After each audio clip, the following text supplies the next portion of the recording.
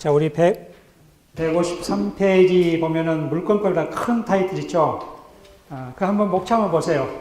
목차 한번 크게 한번 외쳐보시죠.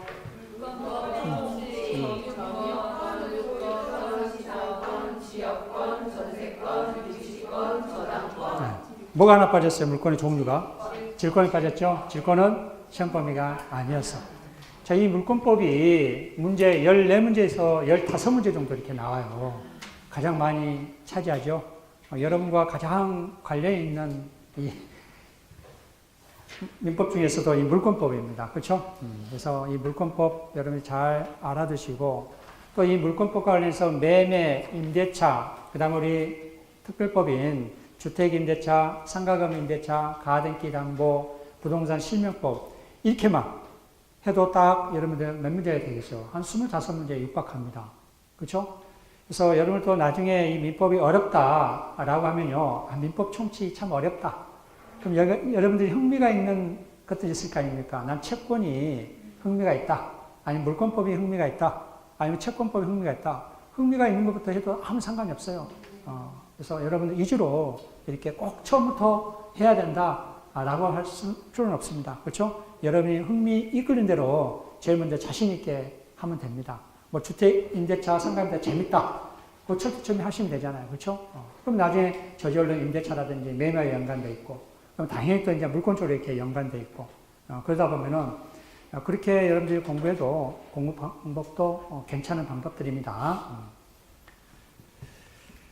자, 우리 물권법 총설, 이 물권법 총설은 이제 물권법과 관련된 공통된 사항을 우리 총칙에다 모아놨다라고 이렇게 생각하시면 됩니다. 자, 우리 물권법 총칙.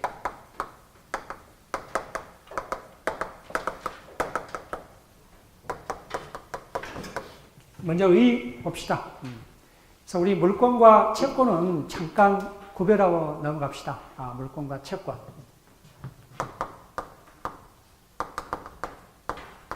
자, 물권은 특정 물건을 직접 지배하여 이익을 얻은 배타적이고 절대적인 권리이다.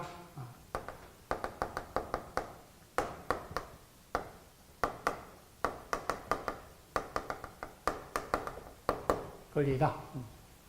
자, 물권은 채권. 자, 특정인에게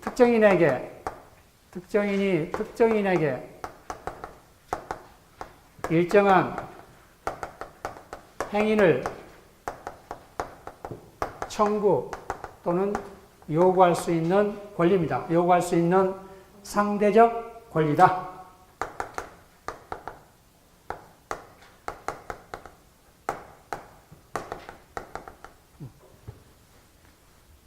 자, 그래서 우리 물권은요, 물건에 관한 법입니다. 물권은. 물건. 자, 근데 우리 채권은요, 사람. 특정인이죠? 사람에 대한 권리입니다. 사람. 자, 그래서 우리 물건을 이 물건에 관한 권리이기 때문에 물건에 관한 권리입니다. 물건에 관한 대물권. 대물권이 납니다. 대물권.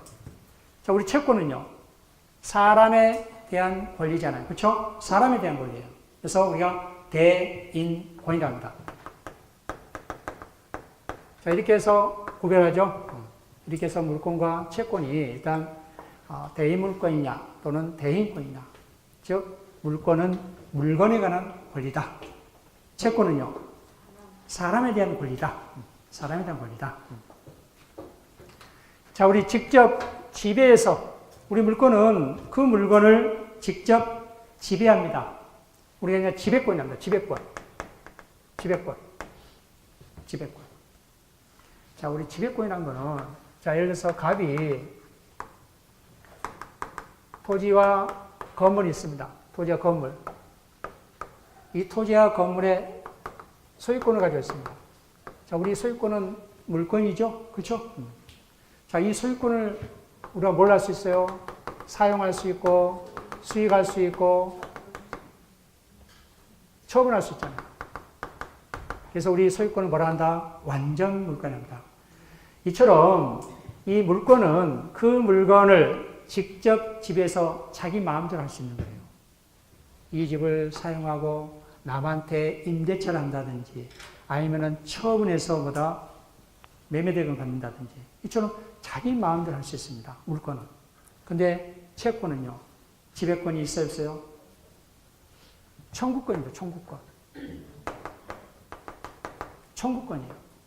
물권은 지배권이지만은 채권은 청구할 수 있는 청구권이에요. 자, 갑이 을에게 이 토지와 건물을 을에게 임대차에 있다 합시다. 임대차.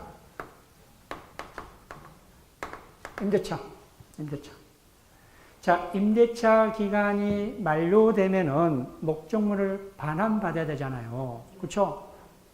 자, 목적물을 반환해 주지 않습니다. 그럼 뭘 하죠? 갑은 을에게 청구를 하잖아요. 내 부동산을 달라라고 부동산 인도 청구를 합니다. 이처럼 채권은 청구권입니다. 근데 물권은 직접 지배하는 거잖아요. 그렇죠? 자기 마음대로 할 수 있는 거란 말이에요. 근데 이 채권은 보다 청구권입니다. 즉 특정인이 특정인에게 일정한 행위를 뭐 할 수 있는 거? 청구할 수 있는 청구권입니다. 청구권. 이 점에서 이렇게 차이가 있습니다. 그렇죠? 자, 근데 물권은 또 배타적입니다. 배타성입니다. 배타적 권리를 가지고 있습니다. 자, 하나의 물건에 저희처럼 갑은 토지와 건물을 소유하고 있잖아요. 하나의 물건에, 물론 이제 토지와 건물에 각각 두 필치지만은 하나의 물건에 하나의 소유권이 성립하잖아요. 그렇죠? 하나의 물건에 하나의 소유권이 성립합니다. 소유자가 다른 사람이 있을 수 있어요, 없어요? 없습니다. 이거 우리가 뭐라냐? 일물 일권주의랍니다.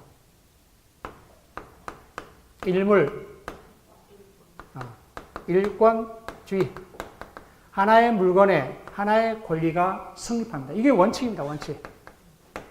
이게 원칙입니다. 그러니까 배타성이 있는 거예요. 그렇죠? 갑은 이 토지와 건물에 하나의 건물 토지에 자기만의 소유권을 가지고 있는 거예요. 배타성이 있어요.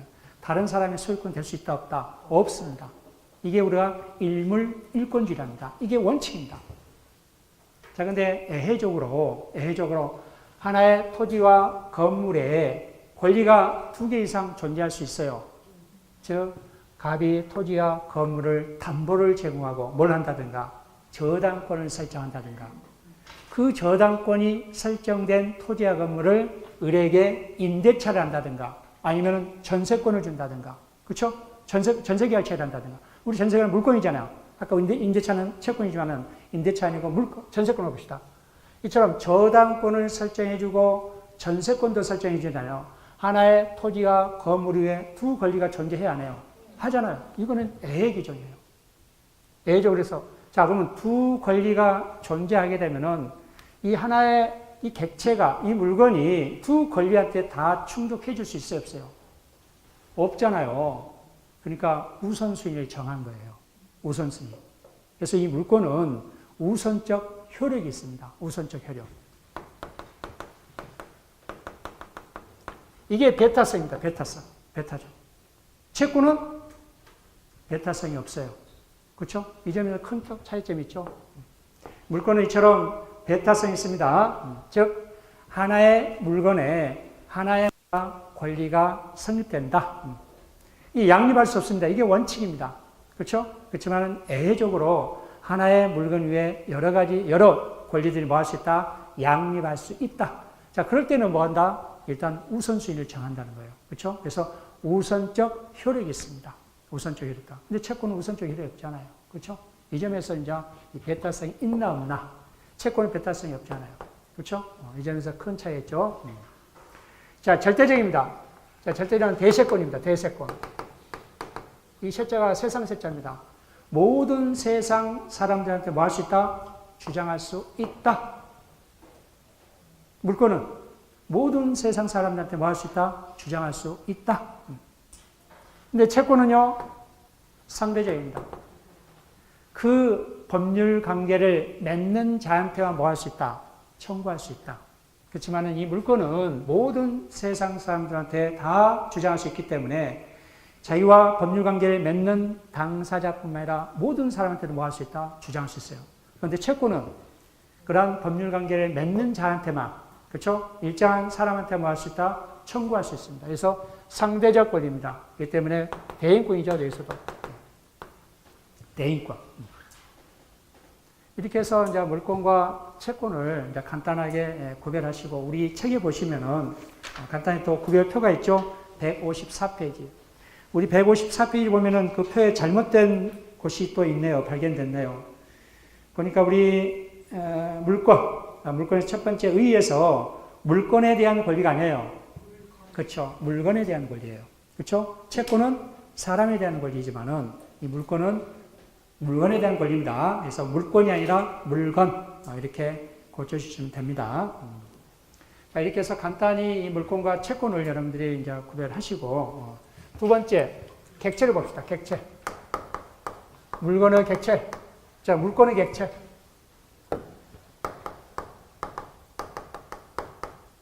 자, 이 물권의 객체는 크게 이제 시험에 나오지 않습니다. 자, 그런데 여기에서 이 용어가 이 물권법에 다 나옵니다. 이 용어를, 여기서 나오는 용어를 알지 못하고 이 물권법을 접한다면 말이 안 됩니다. 시험에 안 나오지만은 이 객체에 대해서, 물론 우리 인문서도 상세히 나오지 않고, 기본서도 그렇게 상세히 나오지 않았습니다. 그래서 최소한 이 용어 정리를 해서 하고 가야 됩니다. 그래야 이 물권법 이해하는데 많은 도움이 됩니다. 자, 우리 물권의 객체는 우리 민법 총칙에 규정되어 있어요. 우리 권리의 객체는 상당히 다양합니다. 특히 이제 이 물권의 객체는 뭐가 있습니까? 원칙적으로. 물건입니다. 물건. 원칙적으로 물건입니다. 근데 이 물건에 대해서 우리 민법 총칙에 약간 규정하고 있습니다. 우리 민법 총칙에 나와요. 우리 민법 총칙의 시험범위 아니단 말이에요. 그렇죠? 자, 근데 외적으로 권리도 뭐다? 이런 물권의 객체가 될 수 있습니다. 자, 예를 들어서 우리 전세권에다가 이 전세권자가, 자, 갑과 을이 전세계약을 체결합니다. 자, 전세계약을 체결하면 을은 전세금을 지급하고 갑은 뭘 합니까? 부동산을 인도하고 전세권 설정 등기를 해줍니다. 그렇죠? 자, 우리 이 전세권자, 전세권 설정자, 소유자죠? 자, 이 전세권자가 돈이 필요해서 병한테 돈을 빌리고, 자, 병이 을에게 대여를 해주고, 을은 병한테 어떤 담보를 제공해 주냐? 이 전세권을 가지고 있잖아요. 전세권의 저당권을 설정해 줍니다. 전세권에 뭐 해준다? 저당권을 설정해 준 거예요. 이러한 전세권에 저당권을 설정한 것을 이제 우리가 권리입니다. 권리. 그렇죠? 권리도 뭐 할 수 있다? 이 물건의 객체가 될 수 있다. 그래서 이 물건의 객체는 물건뿐만 아니라 권리도 객체가 될 수 있다는 거. 자, 그러면 우리 물건을 살펴봅시다. 이 물건. 자, 우리 물건의 정리는요, 유체물, 의에,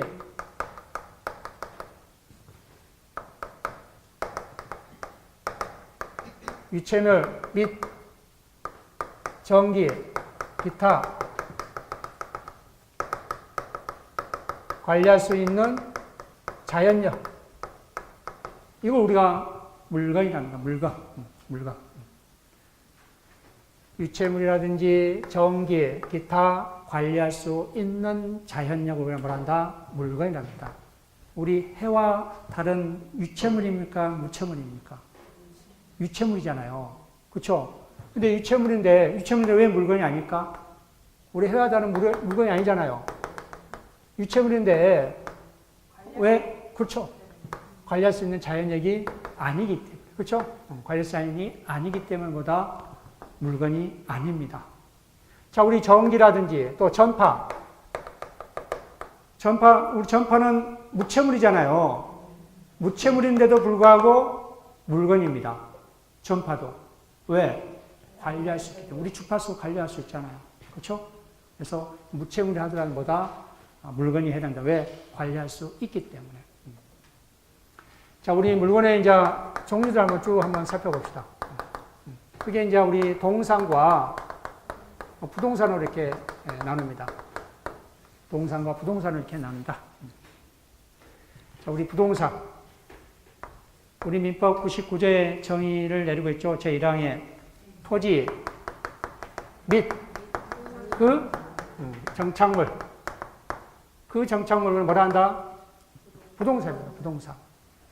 자, 우리 토지는 부동산하고 이해하는데, 그쵸? 근데 이 정착물은 뭘까요? 정착물. 자, 예를 들어서 토지 위에, 그쵸? 토지 위에 뭐가 있다? 건물이 있을 수 있고, 그쵸? 또 교량이 있을 수 있고, 교량. 또 나무가 있을 수 있죠? 그쵸? 수목이 있을 수 있고. 저처럼 토지에 부착되어 있으면서 쉽게 움직일 수 없는 물건을 우리가 뭐란다? 정착물이랍니다. 정착물. 정착물. 그래서 이 정착물은 크게 우리 두 가지 나눠볼 수 있습니다. 종속 정착물이냐. 자, 종속한다는 것은 토지와 일체를 이룬다는 거예요. 그러니까 토지를 매매할 때 그 물건도 매매가 된다는 거예요. 이거 우리가 말한다? 종속 정착물입니다. 가장 대표적인 뭐예요? 교량. 교량이라든지 수목이라든지. 이게 이제 종속 정착물입니다. 근데 토지와 별개의 부동산으로 취급하는 물건이 있어요. 이걸 우리가 말한다? 독립 정착물이랍니다. 가장 대표적인 뭘까요? 건물. 토지와 건물은 별개입니다. 그렇죠? 별개입니다. 여러분의 단독주택이 있으면 토지가 있고 건물 있잖아요. 토지와 건물이 별개이기 때문에 우리 부동산 등기부 등본도 토지 등기부 등본과 그 다음에 건물 등기 따로 있는 거예요. 그렇죠? 우리나라만 토지와 건물을 일체로 보지 않고 별개로 봅니다. 어디하고? 일본만. 자, 그렇기 때문에 나중에 여러분들이 가장 또 어려워하는 지상권에서 법정 지상권이 문제됩니다. 토지와 건물은 전부 유럽이라든지 영미는 일체로 봅니다. 근데 우리나라와 일본은 토지와 건물을 뭘로 본다? 별개 부동산으로 취급합니다. 별개 부동산으로. 그래서 독립 정착물이란다. 가장 대표적인 보다 건물. 그래서 이 정착물은 토지로부터 쉽게 움직일 수 없는 물건을 우리가 말한다? 정착물이란다. 우리가 가장 대표적인 거 건물은 토지와 별개의 부동산이라는 거. 그렇죠? 그렇지만은 교량이라든지 수목은 종속 정착물이라는 거. 그래서 이제 주의할 점은 수목이, 자, 등기된 수목은 등기된 수목 또는 임목. 등기된 임목은 독립 정착물이다. 우리 나무도요, 가치가 있는 거는 등기가 가능합니다. 그렇죠? 그거는 이제 독립 정착물입니다. 그렇죠? 그래서 부동산은 토지 및 그 정착물을 뭐라 한다? 부동산이란다. 그 외의 물건을 우리가 뭐라 한다? 동산이란다. 자동차, 동산입니까? 동산. 항공기는요? 동산. 선박은? 동산이면은 20톤 이상은 뭐 합니까? 등기를 해야 됩니다. 나머지 우리 자동차는 등록이죠. 항공기도 뭐다? 공시 방법이 등록이죠. 그래서 그 위에 부동산 위에 물건을 뭐라 한다? 동산이란다. 자, 두 번째.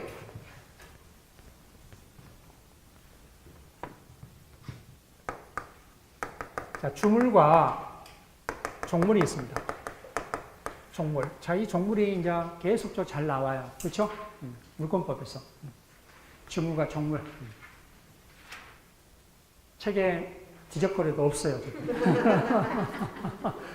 책에 뒤적거리도 없습니다. 자, 주물과 종물 보면은, 자, 예를 한번 봅시다.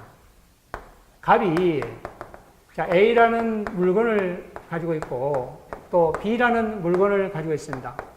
B라는 물건. 이처럼 갑이 A라는 물건, B라는 물건을 소유하고 있습니다. 갑이 소유하고 있습니다. B라는 물건을 소유하고 있습니다. 자, 근데 이 B라는 물건을 뭐 한다? 이 A라는 물건에 항상보다 사용 안 돼서 이바지를 하려고 합니다. 항상 사용에 이바지하기 위해서. 즉 효용가치가 있어야 되겠죠. 그러니까 항상 B 건물은 A 건물에 뭔가 효용가치를 만들어주는 거예요. 그렇죠? 항상 사용에 이바지하기 위해서 이 B 건물을 뭐 한다? 후속시킵니다. 이 B 건물을 우리가 뭐한다? 종물이라고. 이 A 건물을 말한다? 주물이라 합니다. 주물. 그래서 이 종물은 동일한 소유자여야 됩니다. 또 독립한 물건이어야 된다. 독립한 물건이어야 된다. 독립한 물건이어야 된다. 그래서 이처럼 종물은 이처럼 갑이 A 물건과 B 물건을 소유하고 있는데 이 B 물건을 A 물건에 항상 보다 사용해 이바지하기 위해서, 그렇죠? 이바지해서 B 물건을 A 물건에 부속시키는 걸 우리가 말한다. B 건물을 종물, A 건물을 주물이라 한다. 자, 가장 대표적인 게 우리 농가 주택 있죠? 농가 주택. 우리 농가 주택이 있고 그 옆에다가 우리 농가 주택에 창고를 하나 만들잖아요. 뭐 곡식을 저장한다든가 농기구를 저장한다. 창고. 이처럼 농가 주택과 창고는 주물과 종물의 관계예요. 자, 이 창고는 항상 이 농가 주택에 뭐 해야 돼요? 항상 사용에 이바지해야 돼요. 그렇죠? 이바지해야 돼요. 이처럼 항상 사용에 이바지하지 않으면 종물이 될 수 없어요. 또 뭐가 있습니까? 배와 노. 반드시 노는 이 배한테 필요합니까? 안 합니까? 항상 사용에 이바지해야 됩니다. 이처럼 배는 주물이고 노는 보다 종물입니다. 또 우리 농지가 있으면은 양수시설 있잖아요. 양수시설. 이것도 양수시설은 종물이고 농지는 보다 주물에 해당됩니다. 또 우리 자물통과 열쇠. 그렇죠? 자물통과 열쇠도 보다 이 주물과 종물의 관계입니다. 이처럼 종물은 독립한 물건이어야 된다. 주물과 동일한 소유자여야 된다. 또 주물에 항상 사용해 뭐야 된다? 이바지해야 됩니다. 그렇죠? 이바지해야 된다. 그래서 이 종물의 처분은요, 이 창고 처분은요, 이 주물의 처분에 따릅니다. 종물의 처분은 주물의 처분에 따릅니다. 그렇죠? 그래서 이 농가주택을 매매하게 되면 당연히 창고도 따라서 매매되고, 그렇죠? 우리 배를 매매하게 되면 이 노까지 매매해야 됩니다. 분리해서 매매할 수 있다, 없다? 없다. 근데 이제 이거는 임의 규정이니까 분리해서 매매할 수 있다라고 당사자 약정하면 가능합니다. 임의 규정이라. 이처럼 주물과 종물이 있다는 거 잘 알아두시고, 종물도 여러분 잘 나오니까 잘 알아두시기 바랍니다. 어떤 게 종물이? 이처럼 독립한 물건이 아니라 주물에 항상 사용에 이바지해야 된다. 동일한 소유자여야 된다. 자, 세 번째입니다. 자, 원물과 과실 있습니다. 원물과 과실. 원물과 과실. 자, 우리 원물은 과실을 생기게 하는 물건입니다. 물건입니다. 이처럼 과실을 생기게 하는 물건을 우리가 뭐란다? 원물이랍니다. 원물. 이 과실이 자주 나오죠? 과실. 자, 과실은 물건으로부터 생기는 경제적 수익입니다. 물건으로부터 생기는 경제적 수익을 우리가 뭐라 한다? 과실이랍니다. 과실. 자, 이 과실은 다시 천연과실과 법정과실을 다릅니다.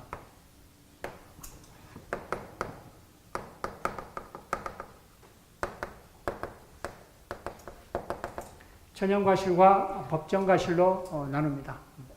자, 이 천연과실은 용법에 의해서 수취되는 산출물입니다.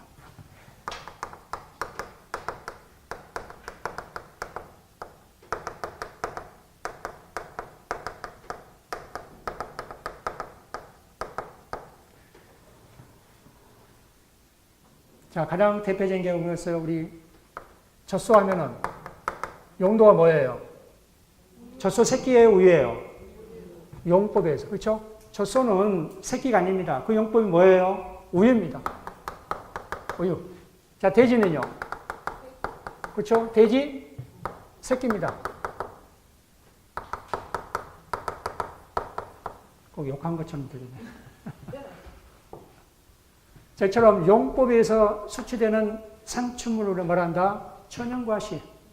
우리 과수 열매 있죠? 자, 사과나무와 사과 열매는 뭐다? 이처럼 천연과실입니다. 그렇죠? 원물과 과실입니다. 천연과실은 용법에 의해서 수치되는 거다. 산출물은 뭐라 한다? 천연과실합니다. 우리 법정과실입니다. 법정과실은 그 물건 사용 대가입니다. 물건의 사용 대가. 물건의 사용 대가는 금전일 수도 있고 또는 물건으로 줄 수 있잖아요. 그렇죠? 물건으로 줄 수 있습니다. 그래서 법정과실은 물건의 사용 대가입니다. 자, 우리가 이제 자주 나오는 거, 자, 토지 사용료는 뭐라 할까요? 그렇죠? 토지 사용료 우리가 지료랍니다. 지료. 지료. 토지 사용 지료. 자, 두 번째. 목적물 사용료는요. 우리 임대차 할 때, 우리 임대차 그 목적물을 사용 수익하잖아요. 그렇죠? 건물을 사용 수익할 때 이때는 뭐라 해요? 그 사용 대가를 차임. 우리 임대차는 차임을 지급해야 되잖아요. 차임이잖아요. 차임. 차임. 자, 세 번째. 금전. 우리 금전의 사용 대가는 뭐예요? 금전의 사용 대가는 뭘 지급해요? 이자. 이자. 자, 근데 이것들은 전부 다 법정 과실입니다. 토지 사용료, 이 목적물 사용료, 금전 사용료, 이거는 이 정도는 여러분들이 알아두셔야 된다. 이런 용어들이 자주 나오니까 이거는 뭐예요? 천연 과실이 아니라 법정 과실입니다. 물건의 사용 대가입니다. 그렇죠? 그 물건의 사용 대가가 금전으로 지급할 수 있고 물건으로도 지급할 수 있습니다. 자, 이거는요. 노동의 대가. 오늘 노동의 대가 뭐였어요? 임금. 자, 법정 과실일까요, 임금은?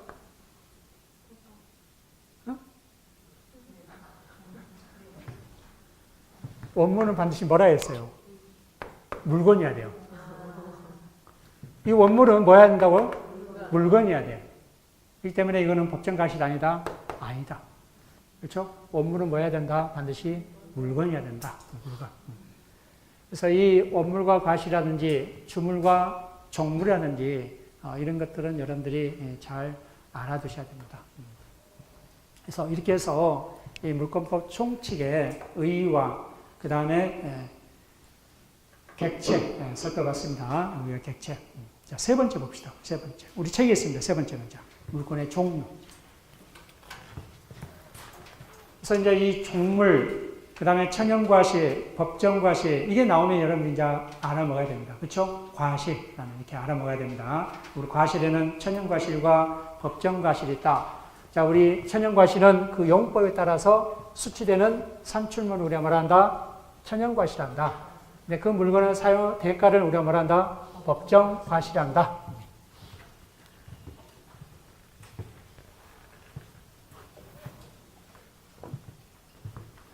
자, 세 번째, 물건의 종류.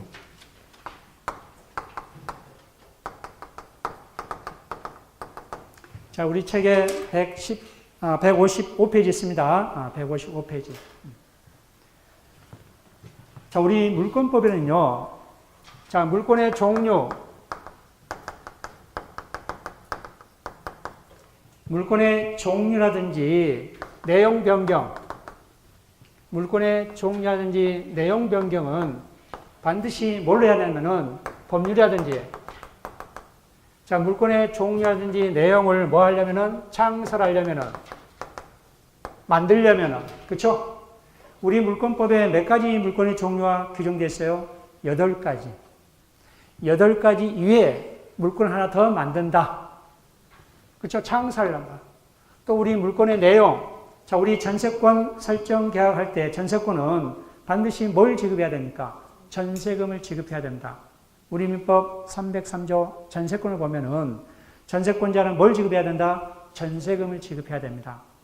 이처럼 물권의 종류라든지 내용을 변경하려면, 즉 창설을 하려면 반드시 뭘로 해야 된다? 법률 또는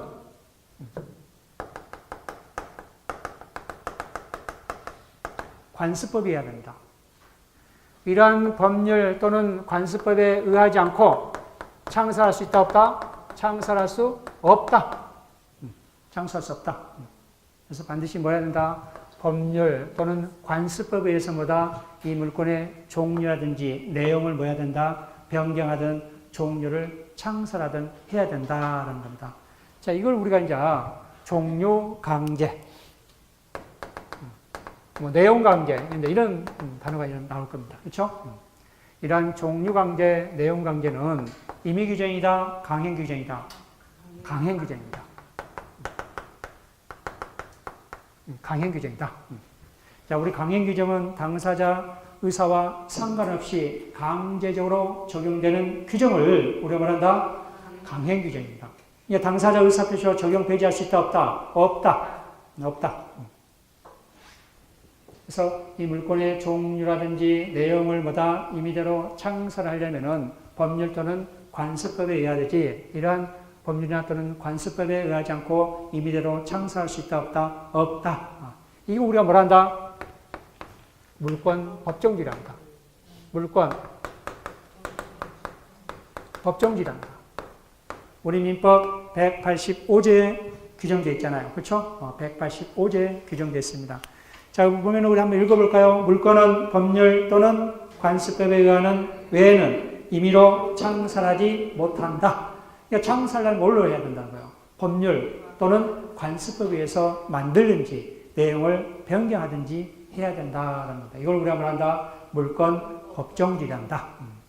자, 그러면은 우리 민법 물권법에 물권의 종류 8가지 다시 한번 살펴보도록 합시다. 물권의 종류.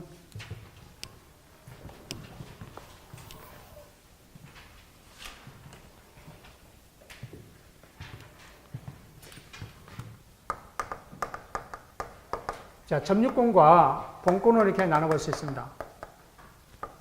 자, 점유권은 그 물건을 사실상 지배하는 권리를 우리가 말한다? 점유권이랍니다. 점유권. 자, 근데 우리 본권은 정당한 권한에 의해서 점유하는 겁니다. 자, 근데 이 점유권은요, 정당한 권한에 의해서 점유하든, 불법하게 점유하든, 점유권이 인정된다, 안 된다? 인정된다. 자, 도둑이 물건을 훔쳤어요. 그 물건을 훔치는 점유권은 가지고 있다, 없다? 소유권은 가지지 못하지만은 점유권은 가지고 있다요. 그래서 적법하게 점유하든 불법하게 점유하든 점유권이 인정된다, 안 된다? 인정된다. 자, 이 본권은요, 정당한 권한에 의해서 뭐 해야 된다? 점유해야 된다. 이거 우리가 말한다? 본권입니다. 본권. 자, 본권은 다시 소유권과 제한물권을 나눕니다. 자, 우리 소유권을 완전 물권에 했잖아요. 어떤 경우? 사용하고, 수익하고, 뭐 할 수 있어요? 처분할 수 있으면 완전 물권에 했습니다. 그렇죠? 이러한 세 가지 요건이 갖춰지면 완전 물권에 했습니다. 그래서 소유권은 사용할 수 있고, 수익할 수 있고, 뭐 할 수 있다? 처분할 수 있다. 이걸 우리가 뭐라 해서 권능입니다. 권능. 권능. 이 소유권의 권능은 사용, 수익, 처분할 수 있는 겁니다. 자, 우리 제한물권은 이처럼 사용, 수익, 처분해서 일부 권능만 인정되는 걸 우리가 말한다? 제한물권입니다. 제한물권. 우리 이제 제한물권 크게 다시 용익물권과 담보물권 나눌 수 있습니다. 자, 여기서 이 용익, 이 어디서 나오냐면요. 사용 수익을 한번 보세요. 어디서 떼었을까? 사용 수익을 보면은. D끝자만. 그쵸? D끝자만 따온 거죠? 예. 사용 수익. 처분은 아니죠. 우리 용익물권은 사용 가치입니다. 사용 가치. 주로 사용 수익합니다. 용익물권 우리가 뭘 한다? 사용 가치랍니다. 사용 가치. 사용 가치. 주로 그 물건을 사용, 수익합니다. 그렇죠? 자, 우리 영유물권은 크게 세 가지였죠. 지상권, 지역권, 전세권. 전세권이 있습니다. 자, 우리 담보물권은 유치권, 질권, 저당권. 그래서 이 물권은 8가지입니다. 이 첫 번째, 두 번째, 세 번째, 네 번째, 다섯 번째, 여섯 번째, 일곱 번째, 여덟 번째. 이처럼 우리 민법에 규정된 물권의 종류는 8가지입니다. 그래서 이 물권의 종류를 하나 더 만들든지 2개 더 만들려면 뭘로 해야 된다는 걸까? 법률 또는 뭘로 해야 된다? 관습법에 의해야 합니다. 이러한 법률이라든지 관습법에 의하지 않고는 보다 임의대로 창사할 수 있다 없다? 없다. 이게 우리가 물권 법정주의가 있습니다. 자, 우리 다시 한번 물권의 종류 8가지 한번 외쳐보시죠. 첫 번째, 점유권, 소유권, 지상권, 지역권, 전세권, 유치권, 질권, 저당권. 8가지 있습니다. 8가지. 자, 우리 아까 동산과 부동산을 잠깐 배웠었잖아요. 자, 그럼 우리 점유권은 동산, 부동산 다 적용될까요? 네, 다 적용됩니다. 자, 그거 한번 살펴봅시다. 동산, 부동산 다 적용됩니다. 그렇죠? 소유권은요? 소유권도 동산, 부동산 다 적용됩니다. 다 적용됩니다. 지상권은요? 동산은 적용되지 않죠. 부동산만. 지역권도 부동산만. 전세권은? 전세권도 부동산. 우리 동산에 전세권 설정할 수 있다, 없다? 없다. 이런 문제도 나왔어요. 이게 알아두셔야 돼요. 그렇죠? 유치권은 동산도 할 수 있고 부동산도 할 수 있습니다. 그렇죠? 유치권. 질권은요? 동산 또는 권리. 저당권은 부동산만 써요. 부동산. 동산에 저당권 설정할 수 있다, 없다? 없다. 그렇죠? 동산에 저당권 설정할 수 있다, 없다? 없다. 부동산만 됩니다. 부동산. 자, 그럼 또 등기를 볼까요? 등기. 우리 공시 방법. 밖에서 나타나는 표상. 밖에서 봤을 때, 자, 우리 이제 물건은 어떤 표상이 있어야 되잖아요. 그렇죠? 그 표상을 우리가 말한다. 나중에 이제 우리가 배우겠지만 공시 방법입니다. 그렇죠? 우리 물건의 공시 방법은 뭐다? 등기입니다. 등기. 물건이니까 등기 있어야 되잖아요. 물론 물건이라도 등기가 없는 게 있단 말이에요. 우리 점유권 등기해야 하나요? 안 하잖아요. 그렇죠? 등기하지 않습니다. 소유권은 등기해야 하나요? 하잖아요. 지상권도 등기합니까? 안 합니까? 하죠? 등기합니다. 자, 지역권도 등기합니다. 자, 전세권도 등기합니다. 등기가 없으면 무효예요. 그렇죠? 유치권은요? 등기하지 않습니다. 질권은 세모입니다. 세모. 동산은 등기하지 않아요. 동산질권은 등기하지 않습니다. 근데 이 권리질권에 있어서 등기가 있는 경우가 있어요. 권리질권에 있어. 그래서 내가 세모를 해놓은 겁니다. 무슨 말 아시죠? 자, 저당권은 등기한다, 안 한다? 등기합니다. 그래서 등기 안 한 거는 누구예요? 유치권. 일단. 점유권. 그 다음에 동산질권. 그렇죠? 동산질권. 이렇게는 등기를 하지 않습니다. 그래서 이 물권의 종류를 파악할 때 이 정도 이렇게 여러분들이 알아두셔야 됩니다. 자, 다시 한번 우리 물권의 종류 크게 8가지 한번 다시 한번 외쳐봅시다. 첫 번째, 점유권. 두 번째, 소유권. 세 번째, 네 번째, 다섯 번째, 여섯 번째, 일곱 번째, 여덟 번째, 저당권. 우리 민법에 8가지 이렇게 규정되어 있습니다. 자, 이렇게까지 하고, 이제 다음 시간 쉬었다가, 이 물권의 효로 갑시다. 같이 하다 보면 시간이 많이 소요돼서 잘라서 이렇게 하도록 합시다. 쉬었다가 물권의 효력을 살펴봅시다.